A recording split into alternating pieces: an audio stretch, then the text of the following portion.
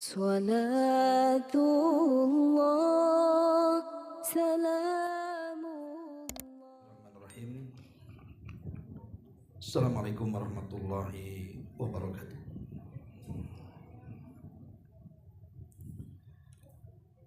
Alhamdulillah wassalatu wassalamu ala rasulillah wa ala alihi wa sahbihi wa mawalah wa la hawla wa la quwata illa billahi wa ba'du.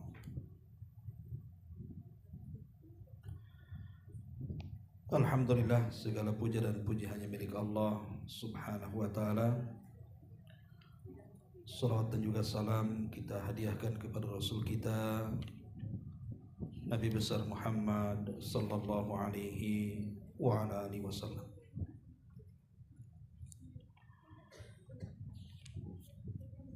Kita lanjutkan kajian kita, masih membahas kitab Bulughul Maram.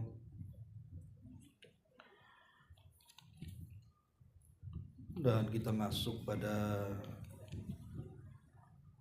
hadis dari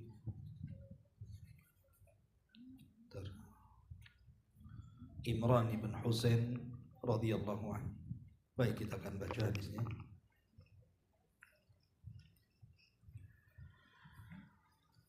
An Imran ibn Husain radhiyallahu anhu anna an-nabiy sallallahu alaihi wasallam qala inna allaha yuhibbu idza an'ama ala abdihi ni'matan an yara athara ni'matihi alaihi. Rawahul Baihaqi.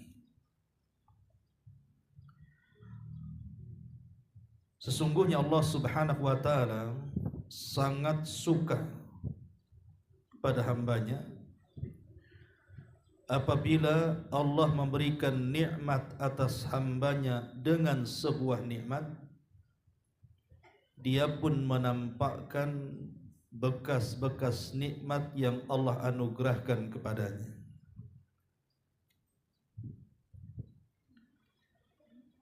Ma'asyiral muslimat yang dimuliakan Allah subhanahu wa ta'ala, Al-Imam As-San'ani di sini menyebutkan dalam kitab Subulus Salam, fi hadhihi al-ahadits dalalatun ala anna Allah yuhibbu minal abdi idhara ni'matihi fi ma'kalihi wa malbasihi fa innahu syukrun lin ni'mati fi'liyun wa li'annahu idha ra'awhu al-muhtaj fi hay'atin hasanatin qasadahu liyatasaddaqa alayhi wa badadatul hay'ati su'al wa idharun lil faqri bil lisanil hali walidha qila wa lisanu hali bisyikayati antab wa qila wa kafaka syahidun manzari an makhbari. Kata Imam As-San'ani rahimahullahu ta'ala, dia mengatakan hadis ini sebagai dalil bahwa Allah subhanahu wa ta'ala sangat mencintai hambanya ketika menampakkan nikmatnya, baik dari makanan yang dia makan termasuk pakaian yang ia pakai, karena itu bagian daripada syukur nikmat secara perbuatan.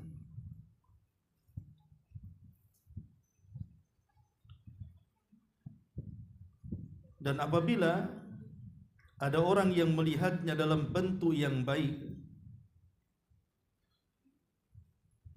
maka dia pun kemudian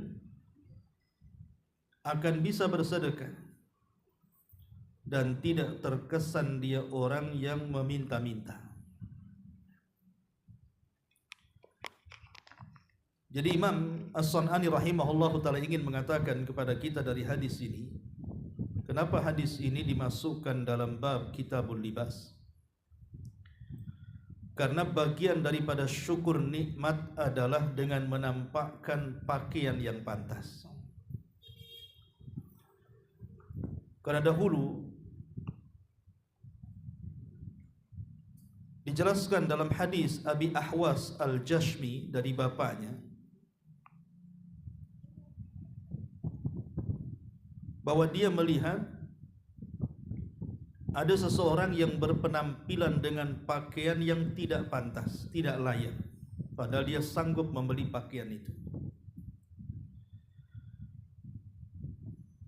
Maka kemudian diingkarilah orang tersebut dan mengatakan, "Alaisa indaka syai'un minal mal?" Bukankah engkau memiliki harta banyak? Maka laki-laki yang berpenampilan tidak layak itu mengatakan, "Indi minal ibili wal khayli wal raqi." Saya punya unta, saya punya kuda, bahkan saya punya budak. Maka orang ini nasihati dan dikatakan, "Idza an'amallahu 'alaika ni'matan falyura athara ni'matihi 'alaika." Wahai fulan, apabila Allah Subhanahu wa taala telah menganugerahkan nikmat kepadamu, tampakkan nikmat itu. Karena itu bagian daripada syukur nikmat dalam bentuk perbuatan. Taib masyarul muslimat yang dimuliakan Allah Subhanahu wa taala, sedikit bicara tentang mensyukuri nikmat Allah Subhanahu wa taala. Kita tahu bahwa Allah Subhanahu wa taala menganugerahkan rizki kepada kita itu tidak pernah terputus. Sejak kita bangun sampai kita tidur. Bahkan tidur itu juga bagian daripada rizki yang Allah anugerahkan kepada kita. Artinya kalau kita hendak menghitung rizki yang Allah anugerahkan kepada kita berupa nikmat-nikmatnya itu, tidak mungkin hamba siapapun mampu menghitungnya. Makanya Allah Subhanahu wa taala katakan, "Wa in ta'uddu nikmatallahi la tuhsuha." Kalau kalian hendak menghitung nikmat Allah, kalian tidak mungkin sanggup untuk menghitungnya. Tetapi masalahnya, terkadang manusia ketika melihat sudut pandang rizki itu dengan sudut pandang yang sempit. Karena kebaikan Allah Subhanahu wa taala ketika memberikan rizki kepada kita ini hanya dilihat dari sesuatu yang tampak saja, yang konkret-konkret saja. Seperti harta yang ada di tangan kita. Itu yang kemudian orang memandang bahwa kalau Allah beri rizki kepada dia, maka itu tanda sayang Allah kepadanya. Jadi kalau Allah berikan rumah, berarti Allah sayang kepada dia. Kalau Allah berikan kendaraan, berarti Allah sayang kepada dia. Kalau Allah berikan tanah luas, uang banyak, berarti Allah sayang kepadanya. Tapi kalau Allah tidak beri itu semua, bolehlah dia mengatakan bahwa Allah tidak sedang baik kepada dia. Itulah sudut pandang manusia terlalu sempit memandang rizki itu. Kalau ini paradigmanya, maka seolah-olah Allah Subhanahu wa taala hanya memberikan rizki itu kepada orang-orang tertentu saja. Dan bahwa Allah Subhanahu wa taala sangat menyempitkan rizkinya kepada hamba-hambanya. Padahal rizki Allah itu luas dan tidak terbatas kepada siapapun dari hamba-hambanya. Mau dia kaya, mau dia miskin, tetap rizki Allah itu tidak akan terputus dan Allah sudah menurunkan dengan seadil-adilnya. Karena terkadang ada rizki yang dimiliki orang kaya, orang miskin tidak punya, atau sebaliknya. Ada rizki yang dimiliki orang miskin, orang kaya pula tak punya. Itulah bentuk keadilan Allah Subhanahu wa taala. Kenapa Allah membagi-bagi rizkinya kepada hamba-hambanya? Karena ada sebuah hadis yang menunjukkan bahwa rizki itu tidak selalu dalam bentuk materi, ada juga non materi. Tidak dalam bentuk benda-benda tertentu saja. tapi ada di luar daripada benda-benda yang tampak di mata kita. Dan itu disebutkan dalam sebuah hadis. Walaupun sebagian ulama menganggap hadis ini lemah, tetapi sebagian makna-maknanya itu disahihkan karena ada hadis-hadis yang menguatkannya. Kata Nabi SAW, arba'un man u'tiyahunna faqad u'tiya khairat dunya wal akhirah. Kata Nabi SAW, ada 4 perkara. Siapa saja yang mendapatkan 4 perkara itu, maka dia akan mendapatkan perolehan kebaikan dunia dan perolehan kebaikan akhirat. Jadi kalau ibu punya 4 perkara ini, maka inilah hakikat kebahagiaan dunia dan inilah hakikat kebahagiaan akhirat. Karena kita tahu bahwa tujuan Allah Subhanahu wa ta'ala memberikan rizki kepada hamba-hambanya, itu kan ada tujuan jangka pendek dan ada tujuan jangka panjang. Dan itu terangkum dalam doa yang sehari-hari kita baca. Rabbana atina fid dunya hasanah wa fil akhirati hasanah wa qina adzabannar.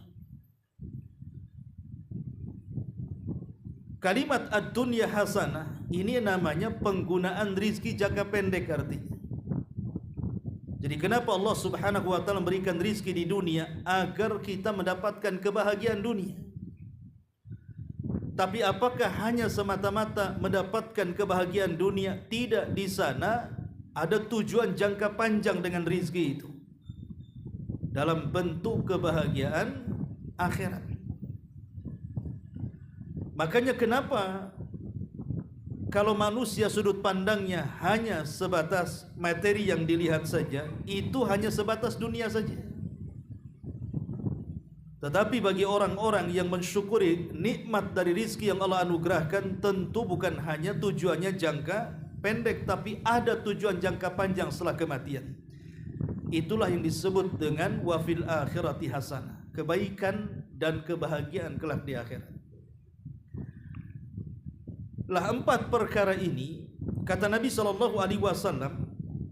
faqad utiya khairat dunya wal akhirah. Dia telah mendapatkan kebaikan dunia plus juga akhirat.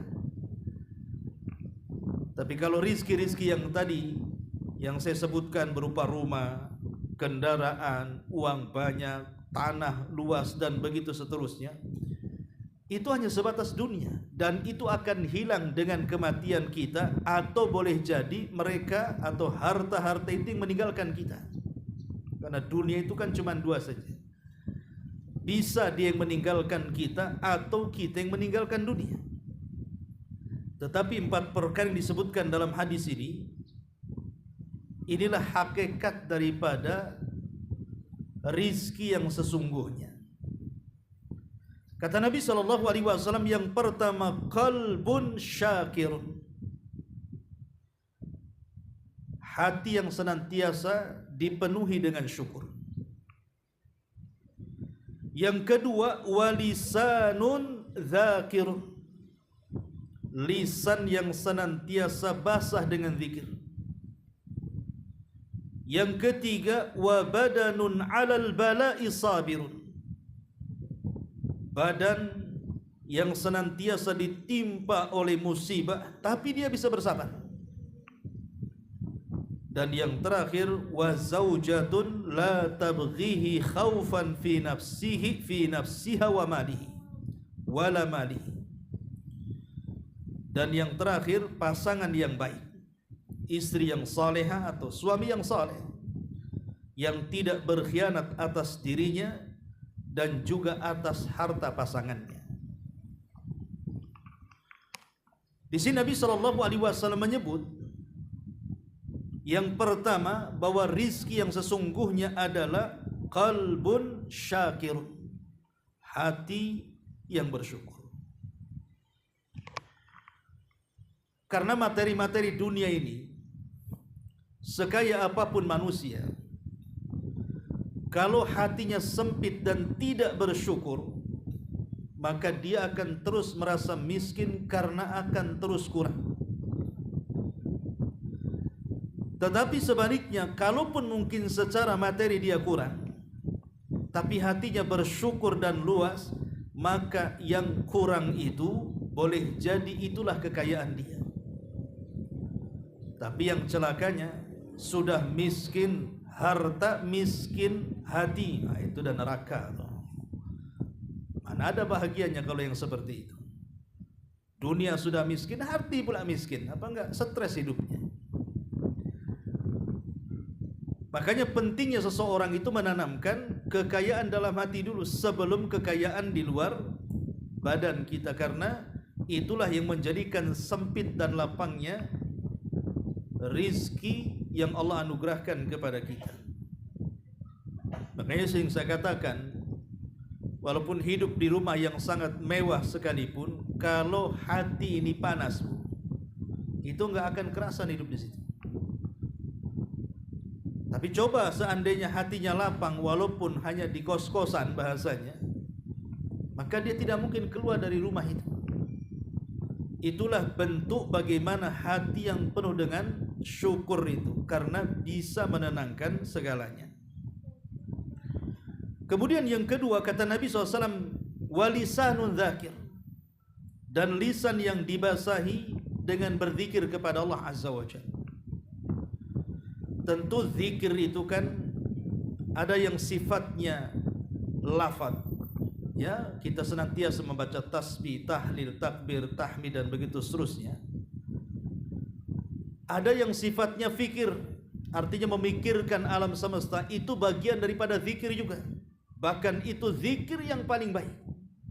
Ketika seseorang bisa tafakur, merenungkan alam semesta dan isinya, maka itulah hakikat zikir yang sesungguhnya. Karena dengan melihat alam itulah kita makin yakin tentang adanya Allah Subhanahu wa ta'ala. Kemudian yang ketiga, Nabi mengatakan wa badanun 'alal bala'i sabir, dan badan yang senantiasa diuji oleh Allah Subhanahu wa ta'ala, kemudian dia sabar. Karena tidak ada manusia di dunia ini tidak diuji, pasti diuji. Tidak ada manusia yang tidak diuji, pasti diuji. Mau orang waras, mau orang gila, semua diuji. Tetapi orang yang paling bahagia adalah orang yang ketika diuji dia bisa sabar.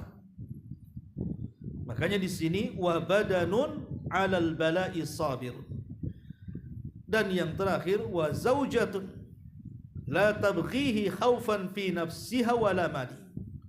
Ataupun pasangan, baik posisinya sebagai istri yang salehah, yang tidak berkhianat atas dirinya dan juga atas harta suaminya, atau mungkin sebaliknya, dia seorang suami dan tidak berkhianat kepada dirinya dan juga kekayaan istrinya. Lah Nabi SAW mengatakan 4 perkara ini bagian daripada khairat dunya wal akhirah. Inilah kebaikan dunia dan kebaikan akhirat. Ma'asyiral muslimat yang dimuliakan Allah Subhanahu wa ta'ala. Bicara tentang syukur nikmat atau syukur rizki ini, Al-Imam Ibnul Qayyim rahimahullahu ta'ala membagi menjadi 3 bagian. Yang pertama bil qalbi, yang kedua bil lisani, dan yang ketiga bil jawarihi. Pertama, syukur dengan hati. Apa makna syukur dengan hati itu? Maknanya kata beliau, an yastashiral qalbu qimatan ni'amillati an'amallahu ala abdihi. Jadi hati bisa merasakan betapa mahalnya nikmat-nikmat yang Allah anugerahkan kepada hambanya. Sehingga ketika dia tidak melihat nikmat kecuali begitu berharga bagi dirinya, maka hatinya akan senantiasa bersyukur kepada Allah Azza wa Jalla. Kemudian yang kedua, ada pun syukur lisan, ishtighalul lisani bisana'i 'ala Allah Azza wa Jalla, menyibukkan lisan dengan memuji Allah Subhanahu wa ta'ala. Saya kira dua perkara ini lebih mudah untuk kita amalkan. Kita menisbatkan nikmat dalam hati bahwa ini semua datang dari Allah. Kemudian yang kedua, berusaha untuk memuji Allah yang sudah memberikan nikmat kepada kita. Yang berat itu yang tiga, bil jawari, dengan anggota badan. Ini yang berat. Jadi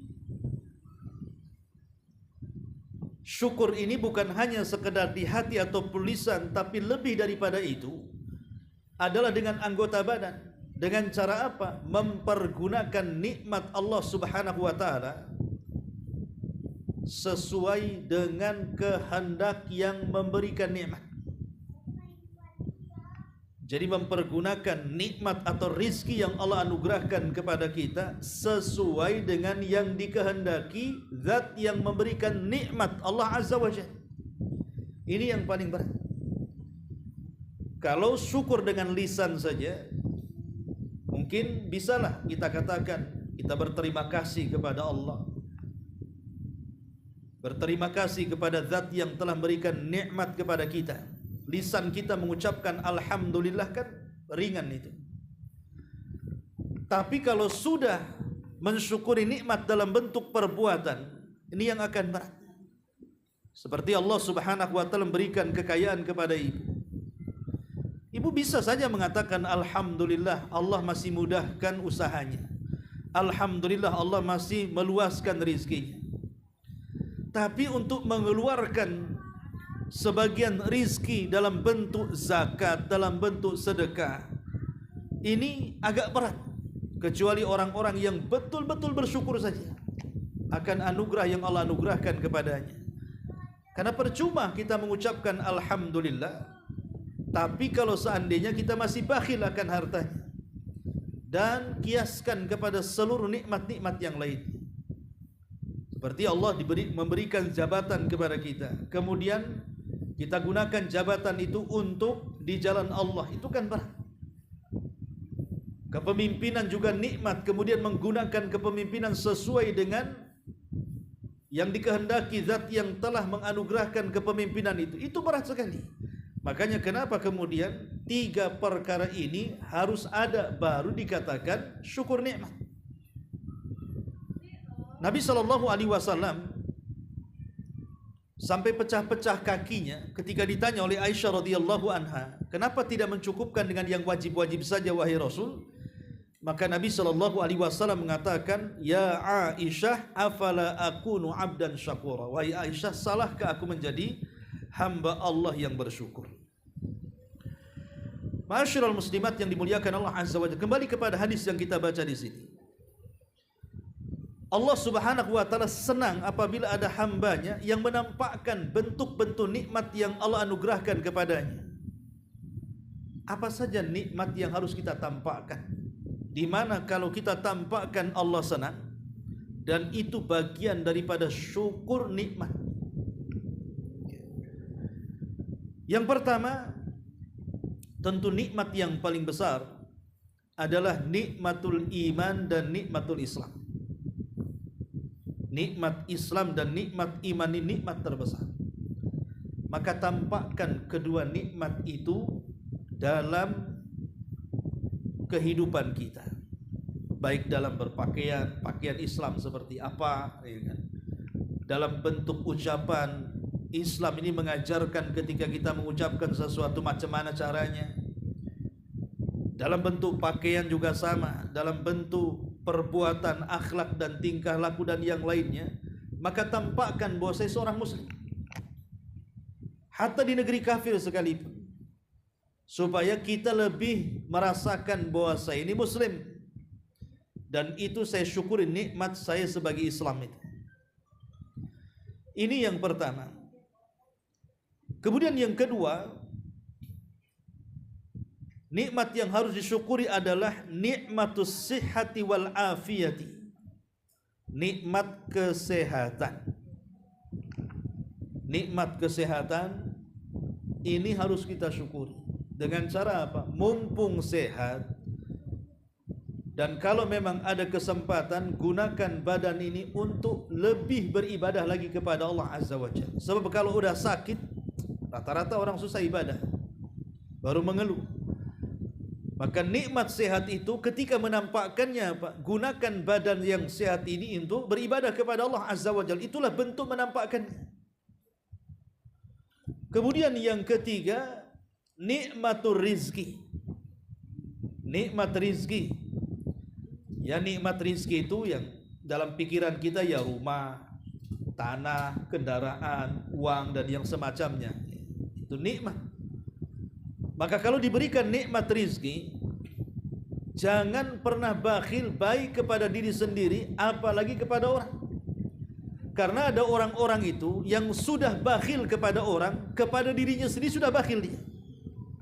Seperti hadis yang tadi saya katakan, bahwa di zaman dulu ada seseorang yang punya harta banyak tapi pakaiannya tidak pantas.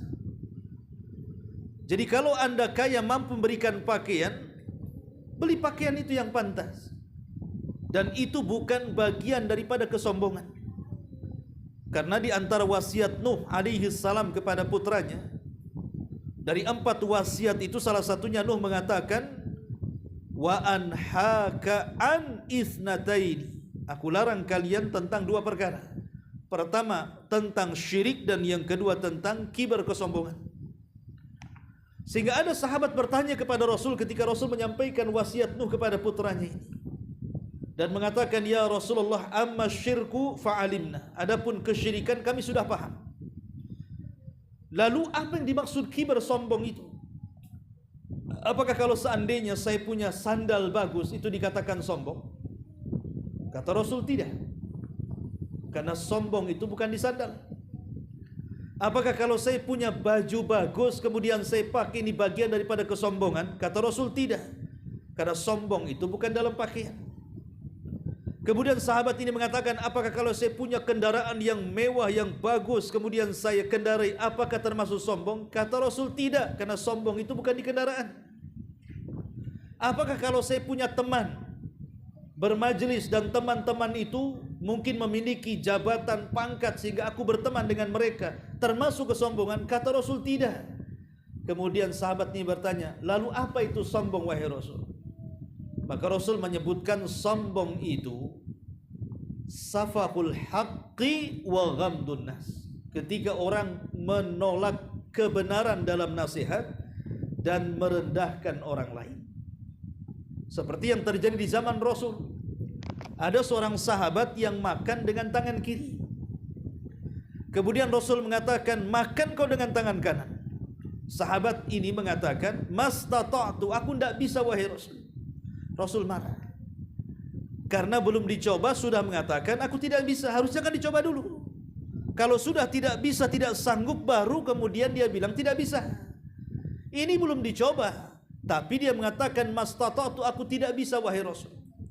Maka Rasul sallallahu alaihi wasallam mengatakan, idzan mastata'ta abada. Kalau begitu, maka tanganmu tidak akan sanggup diangkat selamanya. Karena engkau tidak mengatakan kecuali karena kesombongan. Inilah sombong, artinya kalau dinasihati, dia menolak nasihat, itulah sombong namanya. Kata Rasul, makan dengan tangan kanan, dia tak mau, itulah sombong. Kemudian yang kedua, wa ghamdun nas. Inilah sombong yang kedua, meremehkan manusia. Jadi sombong itu bukan di pakaiannya. Ketika dalam hati kita saat menggunakan pakaian itu merasa pakaiannya lebih bagus, kemudian merendahkan pakaian orang, itulah sombongnya di situ. Ketika seseorang menggunakan kendaraan, merasa kendaraannya paling mewah, yang lain jalan kaki gitu, salam saja tidak, buka kaca pun tidak, itulah letak sombongnya. Bukan mobilnya yang sombong. Tapi ketika mengendarai mobil kemudian merendahkan orang yang tidak mengendarai, itulah yang sombong di situ letaknya. Atau bukan berarti orang yang menggunakan pakaian yang bagus, yang branded, yang harganya mahal gitu ya. Gak ada masalah, pakai saja selama tidak bertentangan dengan syariat.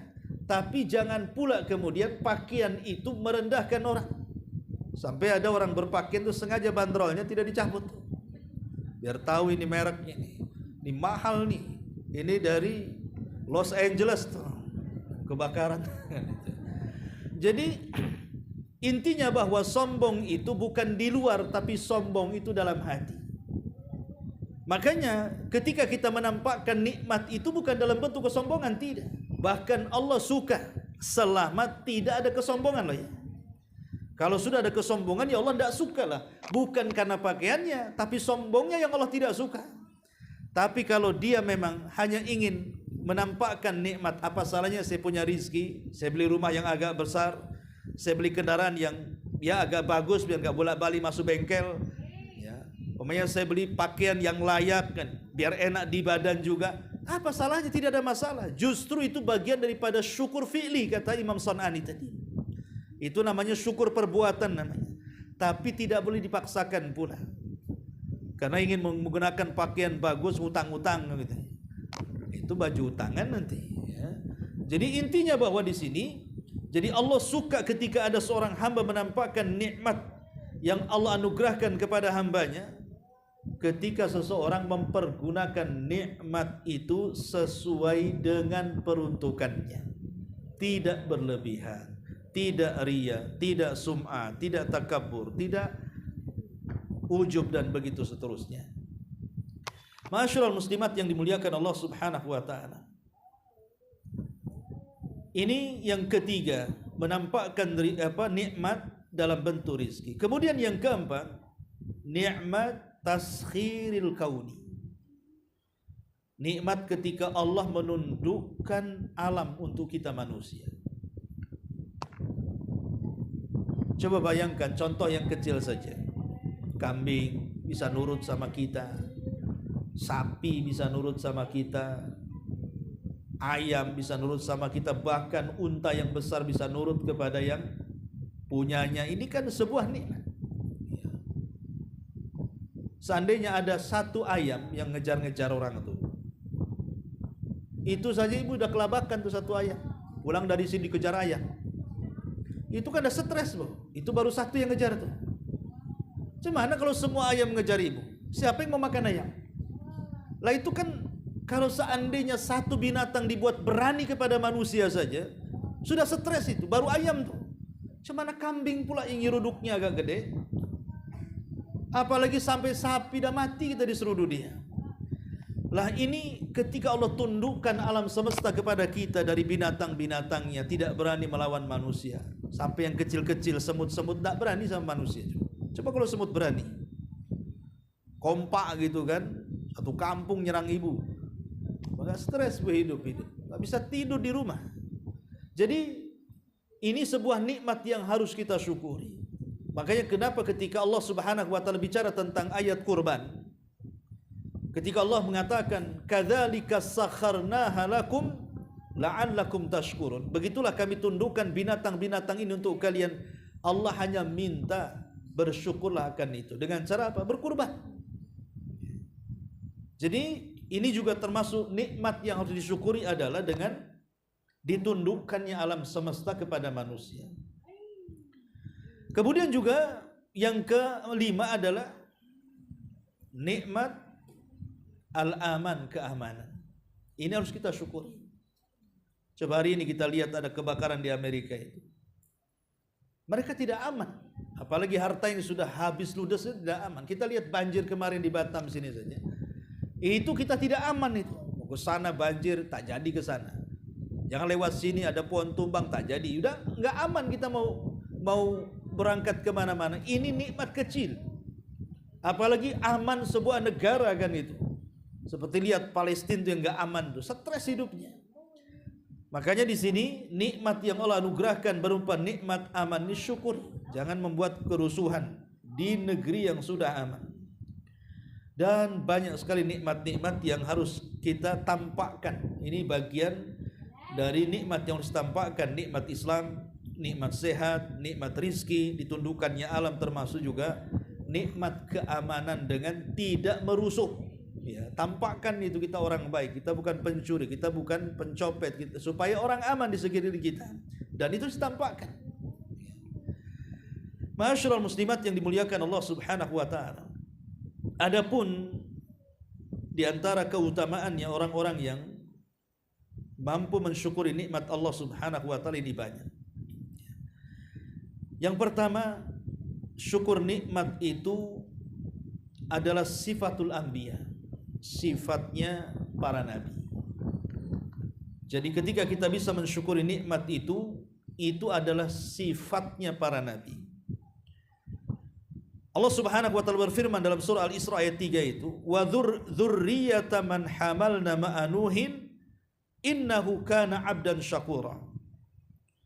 Dan keturunan manusia yang kami bawa di perahunya Nuh, maksudnya di kapal perahu Nuh alaihi salatu wassalam, kemudian Allah sifati Nuh dengan kata-kata innahu kana 'abdan syakuran. Nuh adalah seorang hamba yang bersyukur kepada Allah Subhanahu wa taala.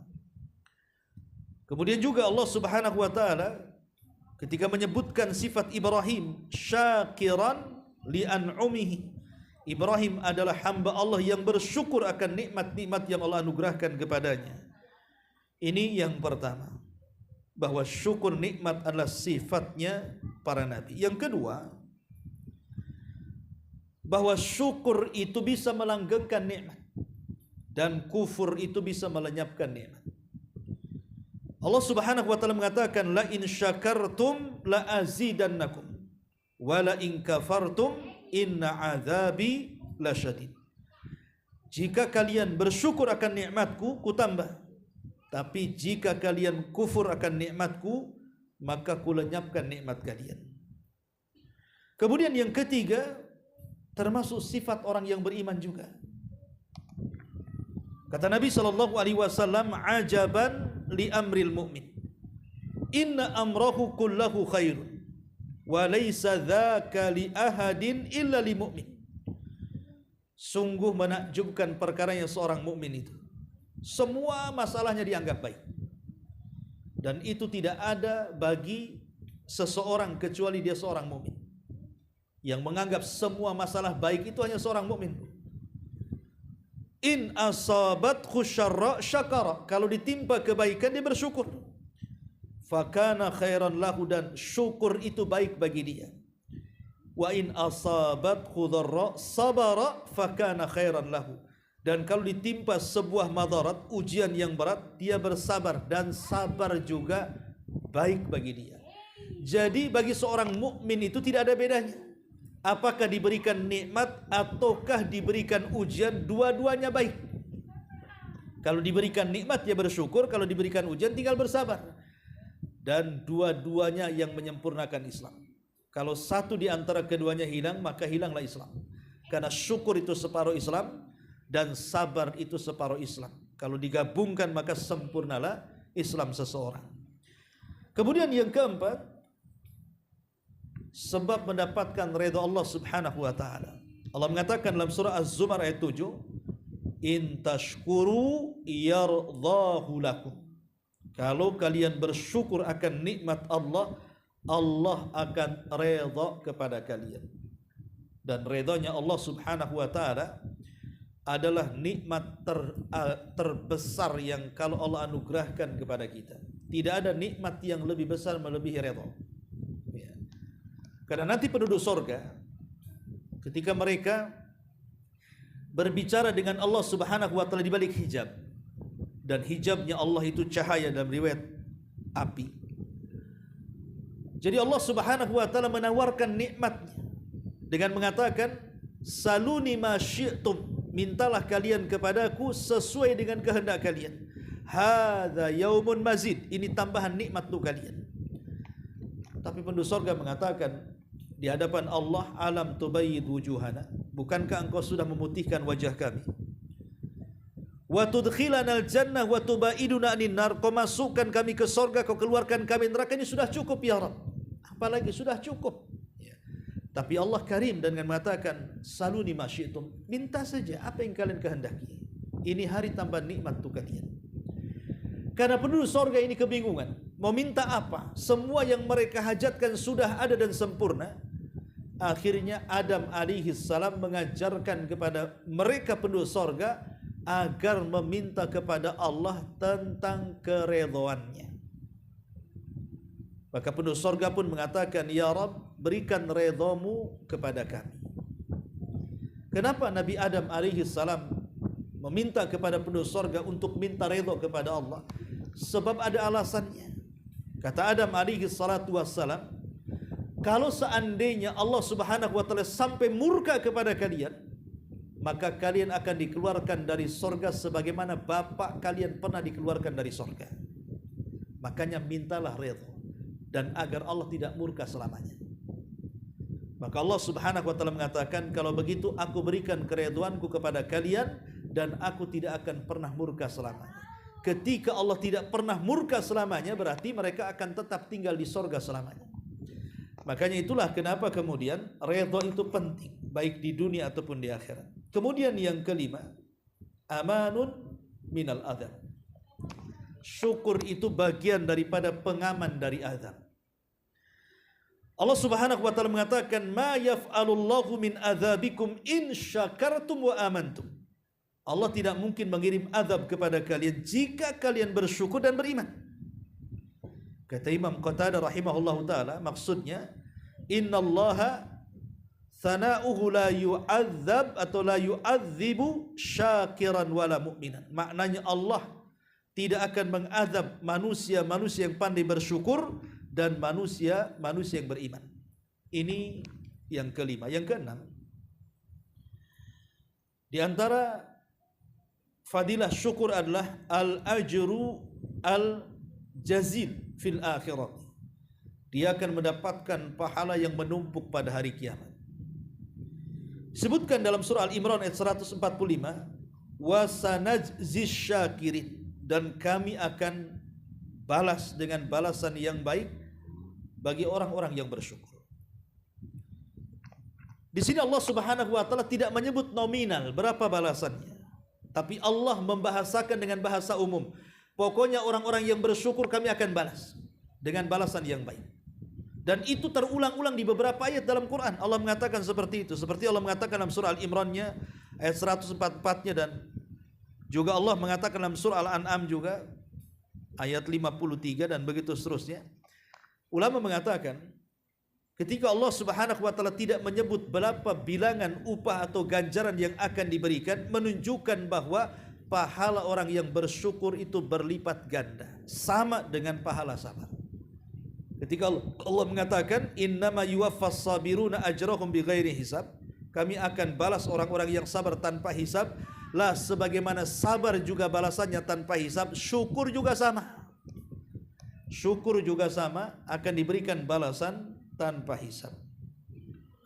Ma'asyiral muslimat yang dimuliakan Allah Subhanahu wa taala. Kemudian juga bab selanjutnya, lalu bagaimana caranya supaya kita bisa menjadi hamba yang bersyukur kepada Allah Azza wa Jalla, yang bisa menampakkan nikmat Allah dalam bentuk syukur itu, bagaimana caranya? Pertama, bitaqwallahi wal amali bita'atihi. Pertama, bertakwa kepada Allah dan beramal dengan ketaatannya. Ketika para ulama mentafsirkan surah Al-Imran ayat 123, walaqad nasarakumullahu bi badrin wa antum adillah. Sungguh Allah telah menolong kalian di perang Badar ketika kalian sedang berhajat kepada pertolongan Allah. Fattaqullaha la'allakum tashkurun. Bertakwalah kepada Allah agar kalian bisa menjadi hamba yang bersyukur. Kata Ibnu Ishaq, dia mengatakan, ai fattakuni fa innahu syukrun li ni'mati. Maknanya, bertakwalah kepadaku karena takwa itu bagian daripada syukur atas nikmat-nikmatku. Jadi kalau seandainya setelah kita diberikan banyak nikmat, ibadah kita makin baik, itu bentuk syukur akan nikmatnya. Dulu waktu miskin mungkin sholatnya jarang-jarang, habis kaya sholatnya luar biasa. Berarti mensyukuri nikmat kekayaan. Dulu waktu miskin ngaji jarang-jarang, sudah kaya makin rajin ngaji. Dulu saya waktu miskin mungkin susah untuk banyak berzikir, sudah kaya enak dia berzikir. Itulah bentuk syukur dengan takwa artinya. Makanya dulu saya ceritakan kepada ibu, ini pengalaman saya waktu di Yaman. Ya. Di Yaman itu Bu, ada orang kaya raya. Saya pun heran. Kayanya itu luar biasa. Jadi semua pabrik-pabrik di Yaman itu, mulai dari pabrik minuman, makanan, ciki-ciki itu punya dia semua. Termasuk beberapa bank besar di Yaman itu punya dia. Ya. Lah, para pelajar Indonesia ini setiap tahun, bagi yang tidak sanggup untuk membiayai dirinya, karena setiap tahun kan harus ada tajdid iqamah namanya, pembaharuan izin tinggal. Zaman saya waktu itu masih murah, masih 3 jutaan lah. Sekarang mungkin naik 6 atau 7 juta lah. Enggak sampai deh, 1,5 juta kalau salah. Sekarang udah naik. Tapi kan uang itu bagi kita yang punya sih enak saja, bagi yang nggak punya kan susah. Kalau tidak diperpanjang izin tinggalnya kan jadi orang liar, bisa dideportasi kan. Banyak para pelajar itu yang mereka buat proposal. Jadi datang ke rumahnya. Saya pernah datang, pengen tahu saja, bukan pengen ngajukan proposal, tidak, pengen tahu saja. Kok banyak mahasiswa datang ke situ, ngajukan proposal untuk perpanjangan izin tinggal. Bahkan yang sakit juga banyak. Rupanya kalau datang ke rumah dia itu, kalau dia tidak safar, itu harus jam 3 malam. Jam 3 malam kita sudah standby di masjid dia. Karena jam 3 dia itu sudah tahajud. Orangnya sudah tahajud. Nanti kira-kira 1,5 jam tahajud itu, nanti karena dia orangnya hafal Quran, jadi dia simaan. Jadi ada di sampingnya, dia ngapal apa nanti didengar. Kalau salah dibenerin. Ya. Baru setelah simaan Quran, baru mejanya dikeluarkan. Nah, jadi masing-masing orang yang bawa proposal itu, nanti dia cuma tanda tangan aja. Ya. Tanda tangan. Nanti ditebus di bank, namanya Bank Tadawun di sana itu. Ya, walaupun mintanya 1,5 itu, nanti dikasih 5 juta di situ. Dan waktu saya di situ jam berapa? 3:30 dia nggak salah. Itu yang ngantri 300 lebih setiap malamnya. Yang ngantri itu 300 lebih sampai subuh. Baru kalau subuh sudah tutup buku. Macam-macam, ada yang sakit, ada yang macam-macam keluhan orang-orang miskin Yaman itu. Ya. Dan itu setiap hari. Kecuali dia safar aja. Bahkan perusahaan di Indonesia juga ada perusahaan minyak. Nah, tapi yang jelas saya melihat di situ, coba bayangkan, sempurna gimana tidak sempurna? Hartanya banyak, sholat malamnya tak tinggal. Dia juga hafal Quran. Sedekahnya tiap malam diambil 1/3 malam lagi. Itu kan 1/3 malam sedekahnya. Dan itu tiap hari selain safar. Coba bayangkan, padahal jarang orang kaya itu dermawan, atau jarang orang kaya itu penuh dengan agama kan? Banyak ya. Karena kalau kita cerita nikmat Allah itu, garis besar nikmat Allah yang Allah anugerahkan kepada kita itu kan 2 Bu ya. Ada yang bersifat anfus, ada yang bersifat mal. Anfus itu maksudnya jiwa. Ya, jiwa ini berkaitan dengan masalah jabatan, ya, masalah ketenaran, masalah kepemimpinan, ya kan. Pokoknya selain daripada harta itu disebut anfus namanya. Kemudian yang kedua, ya, nikmat itu berupa harta, rumah, tanah, uang, dan begitu seterusnya.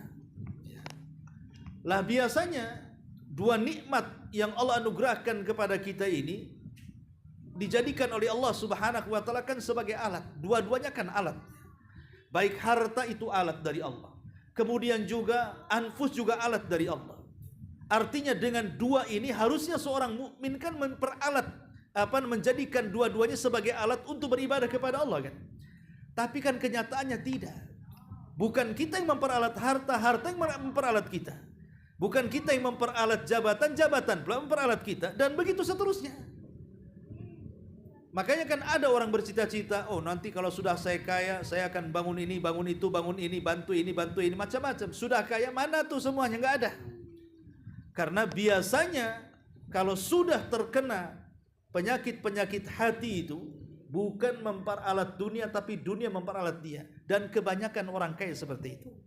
Sedikit orang kaya itu yang saya dapati loh ya. Ya, seperti yang saya dapati di Yaman itu luar biasa. Kalau Indonesia saya sampai hari ini belum dapati orang kaya kayak gitu. Karena sekaya apapun Indonesia ini paling apa?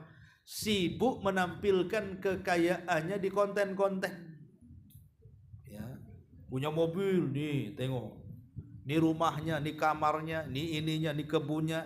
Setiap ada yang baru itu pula yang dikontenkan dan begitu seterusnya kan. Hanya konten saja. Membuat muntah orang-orang miskin kan jadinya. Nggak ada orang kaya dulu nggak kayak gitu kan. Nah ini kan menunjukkan memang syukur nikmat itu berat. Makanya kenapa kalau ingin mensyukuri nikmat bertakwa kepada Allah yang pertama. Kemudian yang kedua, bil qanaati war ridha bima qasamallahu lak. Ya, dengan qanaah, dengan redha, artinya redha dengan semua yang Allah berikan kepada kita. Ikhlas dengan semua pemberian, mau kecil mau besar, alhamdulillah. Karena ada sebuah kisah. Ya. Jadi datang seseorang itu kepada Ibrahim ibn Adham. Ada seseorang datang kepada ulama namanya Ibrahim ibn Adham. Mengeluhkan semua susahnya. Pokoknya datang saja ngeluh. Kan ada tipe-tipe orang, Bu. Kalau ketemu itu pasti ngeluh. Nanti besok datang ngeluh lagi. Besok datang ngeluh lagi.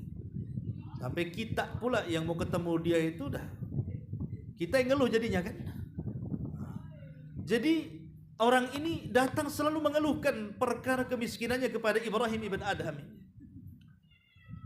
Akhirnya Ibrahim ibn Adham ini bosan lah. Nasihati tetap tak mau juga. Sini kamu duduk. Jadi suruh duduklah sama Ibrahim ibn Adham orang ini. Kemudian kata Ibrahim ibn Adham mengatakan,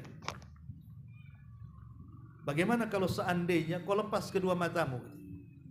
Aku beli 10.000 dirham, 10.000 dirham. Asal kau lepas saja kedua matamu, satu bola mata ku hargai 10.000 dirham. Berarti kalau dua bola mata berarti 20.000 dirham. Mau tidak? Dia berpikir, dia tidak maulah.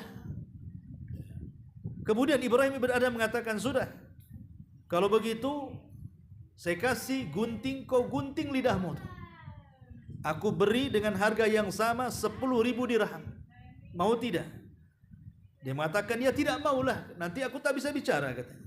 Baik kalau begitu, bagaimana kalau kau pecahkan kepalamu, ambil otakmu. Saya beli tuh otakmu 10.000 dirham. Dia mengatakan tidak. Udah kalau begini saja, ku ambil golok, kau potong kedua tanganmu, satu tangan ku beli 10.000 dirham. Mau tidak? Oh tidak mau. Ya sudah kalau begitu kakimu saja. Akhirnya dia mengatakan, ya fulan kau ini kaya sebenarnya. Karena kedua matamu saja seharga 10 dirham, 20.000 dirham. Nanti harga otaknya lagi, harga tangan lagi, harga kaki lagi. Ya. Kau ini kaya sebenarnya. Tapi kau merasa miskin di hadapan Allah. Kalau kau jual itu kau bisa kaya, tapi kau mau tak jual, menunjukkan bahwa ini punya kekayaan dalam badan. Maka kenapa engkau mengeluh kan? Nah ini sebuah contoh terkadang kita ini tidak bisa qanaah dengan pemberian Allah padahal dalam badan kita ini ada kekayaan. Ini yang kedua. Yang ketiga, bisolati duha. Dengan cara salat duha. Karena Nabi SAW mengatakan, yusbihu ala kulli sulama min ahadikum sadaqah. Harusnya setiap pagi badan kita ini mengeluarkan sedekah. Dan setiap tasbih sedekah, setiap tahmid sedekah, setiap tahlil sedekah, setiap takbir sedekah. Mengajak manusia kepada kebaikan sedekah, mencegah manusia dari kemungkaran sedekah. Tapi di ujung hadis Rasul mengatakan, wa yujzi'u min dzalika rak'atani yarka'ahuma minadh duha. Tapi kita tidak perlu melakukan itu, cukup 2 rakaat duha sudah mewakili semuanya. Itu bentuk syukur badan kita. Kan badan kita harus bersyukur dengan cara tasbih, tahlil, takbir, itu syukur badan namanya. Tapi tidak perlulah kalian melakukan itu, kata Rasul. Cukup 2 rakaat duha itu sudah mencukupkan semuanya. Ini yang ketiga. Yang keempat, bisujud disyukri, dengan cara sujud syukur. Dan sujud syukur ini tidak harus suci dan tidak harus menghadap kiblat. Ya, kalau bisa suci menghadap kiblat lebih baik. Tapi kalaupun tidak dalam kondisi suci, ibu sedang haid, ya tiba-tiba ada WA gitu, Anda mendapatkan 1 miliar. Alhamdulillah, sujud syukur. Rupanya salah kirim. Ya enggak apa-apa kan sudah sujud ibu. Mudah-mudahan itu jadi ganti nanti. Intinya bahwa dia tidak perlu harus di atas toharah dan tidak perlu juga menghadap kiblat, kemana saja boleh menghadap. Ya, ainama takunu yudrik ainama tuwallu fathamma wajhullah, kata Allah, dimanapun kau arahkan wajahmu, disitulah wajah Allah azza wajalla. Kemudian yang keempat, dengan cara berdoa. Kata Nabi SAW kepada Mu'adz bin Jabal, ya Mu'adz, la tada'anna fi duburi kulli salatin an taqula Allahumma inni ala dzikrika wa syukrika wa husni ibadati. Wahai Mu'adz, jangan pernah kau tinggalkan bacaan ini selepas salatmu. Allahumma, ya Allah, a'inni, tolonglah aku, ala dzikrika, agar bisa mengingatmu, wa syukrika, agar bisa mensyukuri nikmatmu, wa husni ibadatik, agar bisa memperbaiki ibadah kepadamu. Jadi doa ini diajarkan Rasul kepada Mu'adz baca setelah salat. Allahumma inni ala dzikrika wa syukrika wa husni ibadatik. Ya Allah, perbaikilah zikirku kepadamu, syukurku kepadamu, dan ibadahku kepadamu. Kemudian yang keenam, bitafakkur fi ni'amillahi azza wa jalla. Agar kita bisa bersyukur, cobalah berfikir akan nikmat Allah. Dengan cara apa? Lihat orang yang kekurangan. Orang pincang kita tak pincang, alhamdulillah. Ya. Orang buta kita bisa melihat, orang tuli kita bisa mendengar, orang bisu kita bisa bicara, ya. Orang jalan kaki kita naik motor. Nah, coba lihat kekurangan-kekurangan orang itu. Nanti dengan cara berfikir akan nikmat yang Allah anugerahkan seperti itu kepada kita, maka kita lebih bisa bersyukur lagi. Kemudian yang ketujuh, jangan pernah memandang ke atas, pandanglah ke bawah. Dalam urusan dunia ya. Sebab memandang ke atas itu selamanya tidak akan pernah syukur. Ibu kalau mandang terus ke atas, maka bawaannya hasad. Ya, bawaannya hasad. Tengok tetangga beli mobil, mulai naik darahnya. Masuk rumah sakit. Rupanya tetangga beli mobil lagi, apa nggak mati di rumah sakit? Gitu. Jadi hal-hal yang seperti ini yang bisa menjadikan bersyukur. Pandang ke bawah, pandang ke atas, itu nanti disitulah bentuk hasadnya akan muncul. Kemudian juga termasuk juga bagian daripada bisa mensyukuri nikmat adalah bisyukri man asda ma'rufan ilaika minan nas. Syukuri siapapun manusia yang berjasa kepada ibu. Dan manusia yang paling jasa, yang berjasa adalah orang tua lah, kan begitu. Baru guru-guru, baru teman-teman yang baik. Karena orang yang dianggap belum bersyukur kepada Allah ketika dia belum bisa bersyukur kepada manusia, kata Nabi, la yashkurillah ma la yashkurin nas. Tidak dianggap bersyukur kepada Allah kalau dia belum mampu bersyukur kepada manusia. Maka berterima kasihlah kepada siapapun manusia yang berjasa kepada kita. Itu bentuk syukur kita kepada Allah Subhanahu wa taala. Ma'asyiral muslimat yang dimuliakan Allah Subhanahu wa taala. Adapun tentang wasilah-wasilah yang bisa menolong, bisa memudahkan lagi untuk bisa bersyukur, ya, adalah al-intifa bin ni'ami wa adamu kanziha. Al-intifa'u bin ni'ami wa adamu kanziha. Manfaatkan dengan nikmat, jangan nikmat itu selalu disimpan. Manfaatkan nikmat itu, jangan selalu disimpan. Seperti kalau lihat zaman-zaman dulu kadang-kadang ada piring-piring itu, piring apa ditumpuk di lemari kan itu. Tapi di dapurnya piring plastik, Bu. Kan aneh, Bu, ya. Piring cantik-cantik ditaruh loh di lemari-lemari itu. Tapi tengok ke dapur mak itu. Sudah nayeng semua bahasanya, bekarat semua. Kan itu kan aneh orang kayak gini ya. Itu tidak bersyukur nikmat, Bu. Justru yang bagus-bagus lah kita pakai. Kenapa disimpan pula? Takut dipinjam tetangga, Ustaz. Gitu. Nah, itu tidak bagus. Jadi intinya bahwa ini yang pertama, jangan suka disimpan. Gunakan. Itu bisa lebih mensyukuri nikmat lagi. Takutnya ibu keburu mati, piring pula itu yang belum dipakai kan. Jadi kan rugi jadinya. Ini yang pertama. Yang kedua, ma'rifatu annal insan bimanzilatil abdi al-mamluki li sayyidi. Kenali manusia itu, bahwa kita ini sebagai hamba sahaya bagi Tuhan. Kita Kita ini hamba bagi Allah Subhanahu wa taala. Kenali kita supaya jangan sombong. Supaya kita jangan sombong. Ketika tidak sombong maka akan mudah untuk mensyukuri nikmat Allah kepada kita. Kemudian yang ketiga, at-tawadhu wa tarkul kibri. Tawadhu itu artinya rendah diri dan meninggalkan kibar. Karena orang yang sombong itu susah untuk bersyukur. Kemudian juga syuhudu masyhadit taksir fi syukri. Tadi yang saya sudah sebutkan, menyaksikan kekurangan orang, maka kita bisa bersyukur lagi. Dan kita boleh mengucapkan alhamdulillah. Jadi kalau ada orang kecelakaan, ada orang kemalangan kemudian patah, kita alhamdulillah. Bukan alhamdulillah karena dia kecelakaan, bukan. Maksudnya alhamdulillah bahwa kecelakaan itu tidak menimpa kita. Ya. Jangan keras-keras.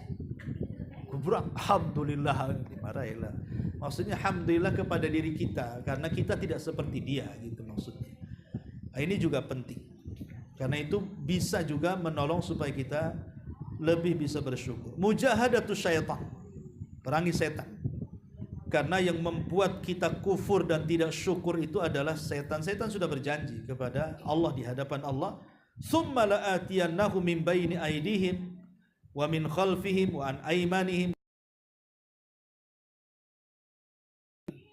Kemudian saya akan datangi mereka, kata setan, dari depan, belakang, kiri, kanan, sampai kau tidak dapati kebanyakan mereka bersyukur. Maka perangi syaitan. Kemudian juga tarku mukhalatati ahlil ghaflah, tinggalkan, jangan berkawan dengan orang yang tidak bersyukur. Ya. Kalau ibu berkawan dengan orang-orang yang tidak bersyukur, ya selamanya tidak akan bersyukur. Seperti ada satu suami itu ngeluh sama saya, "Ustaz, saya ini ya tahulah kerja tukang bangunan kan itu. Istri pula berkawan dengan istri si pejabat," katanya. Jadi pulang itu cerita tas, cerita sandal, cerita rumah kan. Akhirnya kan repot tuh. Ya berkawanlah dengan orang-orang yang bisa bersyukur. Kalau orang berkawan dengan seperti itu ya akhirnya yang stres suaminya lah kan itu. Dan dia pula nggak ngaku kalau dia orang susah, itu yang repot. Nah, ini juga salah satu bentuk akan menjauhi dari syukur. Kemudian juga ihdzar al-istidraj, ini penting. Hindari, jangan tertipu dengan dunia atau disebut dengan istidraj. Kalau ibu kemudian tidak ibadah kok hartanya makin melimpah, makin banyak, tak sholat tapi makin lebih luas lagi jangkauan bisnisnya, itu hati-hati. Ya. Karena itu bisa saja bagian daripada istidraj.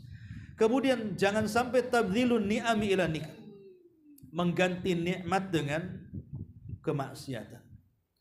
Kemudian juga yang bisa menolong kita untuk lebih bisa bersyukur kepada Allah adalah senantiasa melihat ibrah dan pelajaran yang Allah timpakan kepada umat-umat sebelum kita dari azab-azab dan juga musibah-musibah. Itu juga ya kita lihat hari inilah, umpamanya Amerika kebakaran, kita tidak alhamdulillah.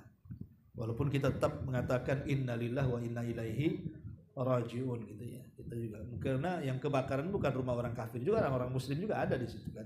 Ya. Intinya bahwa lihatlah ibrah-ibrah itu supaya bisa lebih bersyukur. Wallahu alam. Ini diantara keterangan singkat dari bab syukur. Baik, sampai di sini. Kalau ada pertanyaan silakan.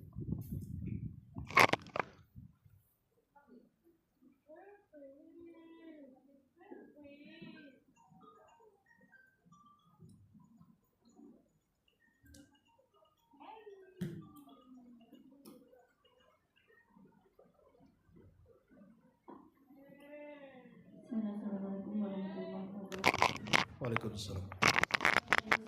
Mengutip hadis Rasulullah yang mengatakan apa itu sombong? Sombong yaitu menolak kebenaran dan merendahkan orang lain. Nah, ini termasuk sombong yang bagaimana, Ustaz? Ketika kita menasihati seseorang dan dia sebenarnya udah tahu, tapi dia menjawab nasihat yang kita sampaikan itu dengan mengatakan usah disampaikan lagi ke saya karena saya sudah tahu sebelumnya dan saya lebih berilmu daripada kamu. Itu bagaimana Ustaz? Itu sombong, apalagi kalau bukan sombong. Itu kan jelas sombongnya, itu dari lisannya. Ya, nasihat itu kan nggak apa-apa diulang-ulang. Masalahnya nasihat diulang-ulang, Rasul saja nasihati orang berulang-ulang. La taghdab, la taghdab, la taghdab. Jangan marah, jangan marah, jangan. Berkali-kali Rasul mengatakan jangan marah. Kan jangan marah sudah tahu orang jangan marah kan. Kalimat itu kan sederhana, jangan marah. Orang sudah tahu, tapi kenapa Rasul berulang-ulang kalimat itu? Terkadang peringatan itu harus diulang. Fa inna dzikra tanfa'ul mu'min. Karena peringatan itu kalau berulang itu akan lebih manfaat. Cuman kadang-kadang ada orang yang ketika mendapatkan nasihat itu kan ada dua macam ya. Pertama, boleh jadi orang yang menasihati di saat hati dia itu sedang futuh. Kata Abdullah bin Mas'ud, makanya adab menasihati itu lihat orang itu. Jangan ketika idbar, tapi nasihati ketika ikbal. Idbar itu ketika hatinya kurang menerima nasihat, tetapi nasihatilah ketika hatinya itu menerima nasihat. Ya, jadi lihat kondisi orang dinasihati. Sebab kalau lagi dia sedang idbar, hatinya tidak menerima nasihat, pasti dia akan menolak nasihat kita. Maka ini kaifiyah dakwah juga kata Abdullah bin Mas'ud kan. Ya dengan cara disenangkan dulu, dibuat guyonan, sindiran atau apa, atau ajak makan dulu, makan kenyang-kenyang dulu gitu. Tenang, senang, nasihati. Rupanya nolak, muntah semua makanan. Oh, tujuannya begini kau nasihati saya rupanya. Nggak, maksudnya di sini satu ya, kita lihat hati manusia ketika nerima atau tidak, supaya jangan sampai dia menolak nasihat. Yang kedua, niatnya baik tapi bahasanya tak bagus. Kan? Terkadang tujuan dakwahnya bagus, menasihati kebenaran, cuman bahasanya yang tidak bagus. Akhirnya ditolaklah kebenaran itu. Ya kalau seandainya ada dua perkara ini sampai dia mengatakan seperti itu, ya kita anggap wajar lah kan itu. Tapi kalau seandainya tidak ada dua perkara ini, ya kita sudah cari waktu yang pas untuk dia. Yang kedua juga ya kita dengan menggunakan bahasa-bahasa yang sudah santun. Kok dia ngomong seperti itu karena kalau dalam hatinya ikhlas itu saya kira tidak mungkin keluar kata kalimat itu ya. Kalau dia ikhlas malah senang karena di antara adab mansuh orang yang dinasihati adalah bersyukur kalau ada orang yang menasihati. Bersyukur itu di antara adab yang harus dimiliki orang yang sedang dinasihati, bersyukur akan nasihat. Harusnya kan jazakallahu khairan, mengingatkan walaupun sebenarnya tahu. Nah, tapi kalau dia terang-terangan mengatakan seperti itu di waktu yang tepat kita nasihati kok dia ngomong begitu, ya memang tidak keluar kecuali dari lisan yang sombong orang seperti itu ya. Begitu juga orang yang menasihati juga, kalau sudah selesai nasihat ya harus mencermin bahwa orang yang dinasihati itu seperti kita dalam cermin sedang menasihati diri sendiri. Jangan habis nasihati orang, yang dinasihati pula kita labrak, kan nggak pantas juga. Jangan maling, tahu dia yang maling kan itu. Nah, hal-hal yang seperti ini ya lihat. Tapi secara zahir ucapan seperti itu ya ucapan kesombongan. Zahirnya ucapan seperti itu adalah ucapan kesombongan.